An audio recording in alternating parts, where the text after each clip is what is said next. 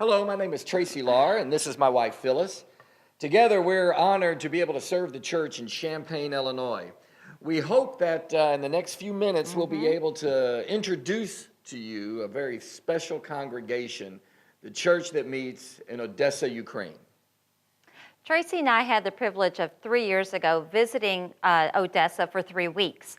And we built some very great friendships during that time. And then recently in February, we were able to go back to Odessa and spend a week there renewing friendships, but also just meeting with different people throughout the church.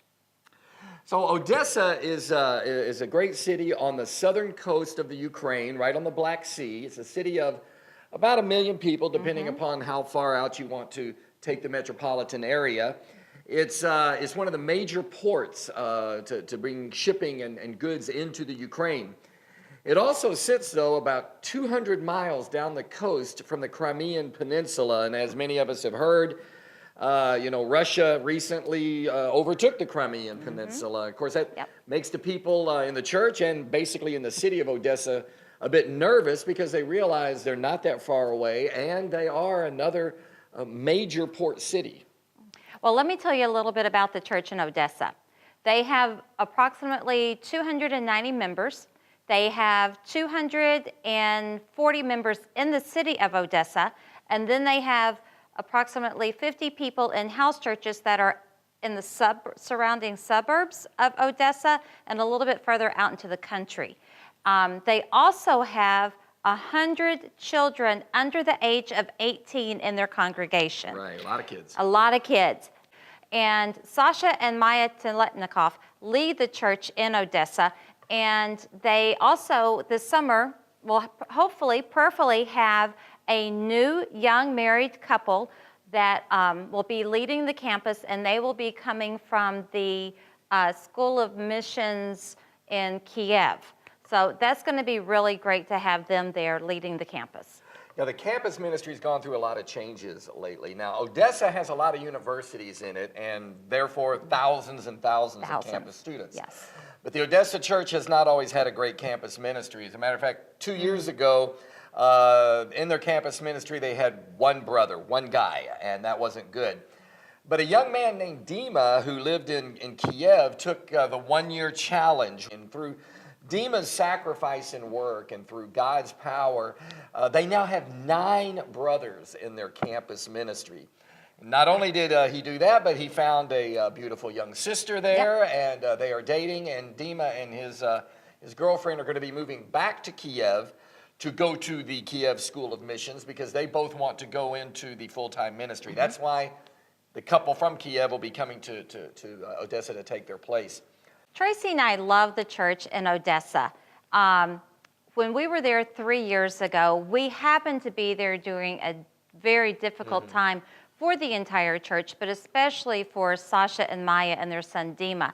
Sasha and Maya's daughter, Ksenia, was hit and killed by a drunk driver. And that was such an emotional time, of course, for the family. And it was an emotional time for the church.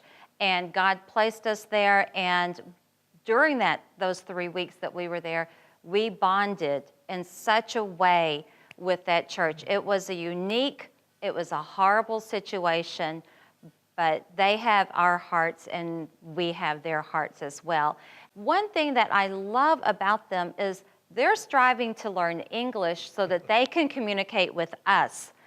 We are striving to learn Russian. Striving is a good word. Striving is a good word, but just for them to want to communicate with us, just to build a deeper friendship, some of them are learning English, and we feel we're going to learn Russian. And I know there are several people in the Midwest learning Russian as well, and we hope that some of you will be able to, at some point, go to Odessa and meet the people and spend time with them and fall in love with them as we have. The church in Odessa is supported by the European missions, and they appreciate the sacrifice that is made so that the church in Odessa can grow.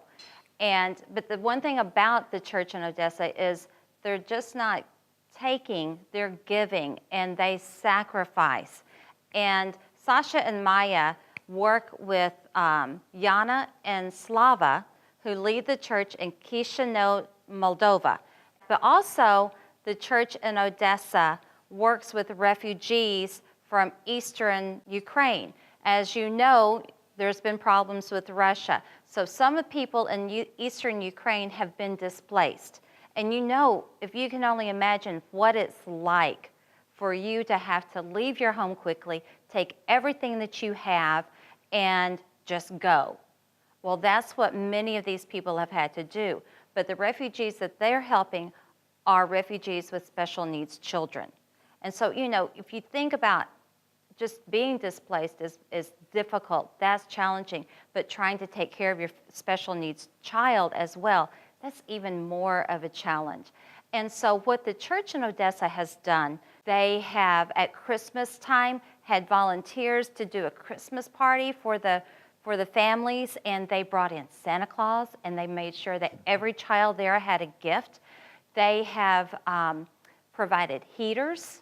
They have provided clothing. They do whatever they can do to help the refugees be comfortable, to meet their needs. They do that. And what's really nice is the church is sacrificing, but they're meeting needs. They're giving their heart, and they're sharing the gospel with these people. And another way that Sasha and Maya particularly are giving back, as Phyllis mentioned about the tragedy that befell them when Ksenia was killed by the hit-and-run drunk driver. One thing that they found, though, that out of this entire city, this huge city of 1,000,000-something people, there was no help for them in that city. They were able to get some help from different people around the states, and then and they took a year off to go to Kiev to get some help. But as they come back, they said, we want to reach out to help people. And I'm so moved that out of this unspeakable tragedy that they experienced, their hearts swelled up in compassion for other people who had experienced the same thing. And so right now they're getting with 3 different couples who's either has a terminally ill child or has lost a child, and trying to just talk with them, help them. They want to expand that. They want to do more and more to try to help other people who've had to learn to cope with this incredible tragedy in their life. And like I said, it's just great to see them wanting to give back in any way that they can, and to use that horrible time in their life to somehow touch and help and bless other people. So on the church front, though, you know, the church is doing great things. Now, as Phyllis mentioned, it's almost 300 members, and that makes the Odessa church the 2nd largest church in all the European mission field. Of all the churches we give to, Odessa is the 2nd largest. And so we've been working with them for the past several months to try to rearrange their structure and how the church is organized to help support and to oversee and to shepherd the church and make sure all the needs are being met. Now, Sasha and Maya have installed a shepherding group of 3 couples, these awesome people. They are being trained and raised up to shepherd and oversee the family groups and help them to shepherd and oversee the people in the small groups within their family groups. And in this way, the whole church, as it grows in numbers and gets bigger, can take care of themselves. We have met with this group. We're working with them. One of our elders has already had a Skype training session with this shepherding group. And Lord willing, if it all works out, we'll go back later this year with one of our elder couples here in the church to further get with this group and train them even more.